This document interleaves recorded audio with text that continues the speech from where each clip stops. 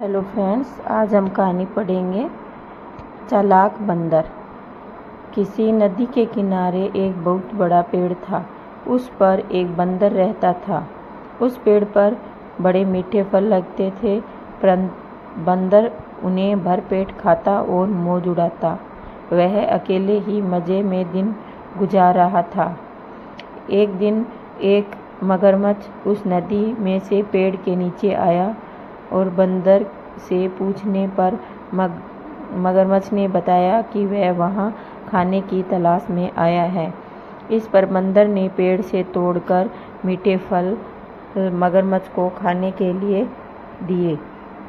इस तरह बंदर और मगरमच्छ की दोस्ती हो गई। अब मगरमच्छ हर रोज़ वहाँ आता और दोनों खूब फल खाते। बंदर भी एक दोस्त पाकर बहुत खुश था। एक दिन की बात में मगर ने बंदर को बताया कि उसकी एक पत्नी है जो नदी के उस पार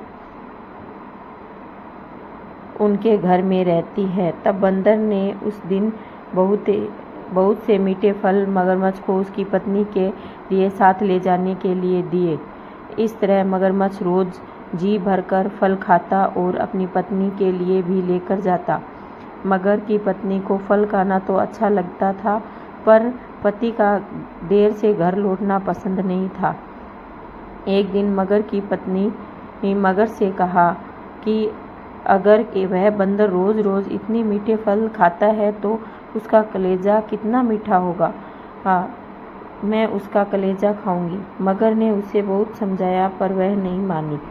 मगरमच्छ दावत के बहाने बंदर को अपनी पीठ पर बैठाकर अपने घर लाने लगा। नदी के बीच में उसने बंदर को अपनी पत्नी के कलेजे वाली बात बता दी। इस पर बंदर ने कहा कि वो तो अपना कलेजा पेड़ पर ही छोड़ आया, वह उसे हिफाजत से पेड़ पर रखता है, इसलिए उन्हें वापस जाकर कलेजा लाना पड़ेगा। मगर बंदर को वापस पेड़ के पास ले गया। बंदर छलांग मारकर पेड़ पर चढ़ गया और उसने हंसकर कहा कि जाओ मूर्ख राजा, घर जाओ और अपनी पत्नी से कहना कि तुम दुनिया के सबसे बड़े मूर्ख हो। भला कोई कलेजा निकाल कर अलग रखता है क्या? हमें इस कहानी से ये सीख मिलती है कि मुसीबत में भी हमें कभी धैर्य नहीं खोना चाहिए। बंदर की समझदारी से हमें यही पता चलता है कि मुसीबत के वक्त उसने धैर्य नहीं खोया और उसकी जान बच गई। अगर मेरी वीडियो आपको अच्छी लगी हो तो प्लीज़ लाइक करना, कमेंट करना, शेयर करना और सब्सक्राइब ज़रूर करना। Thank you friends. Radhe Radhe.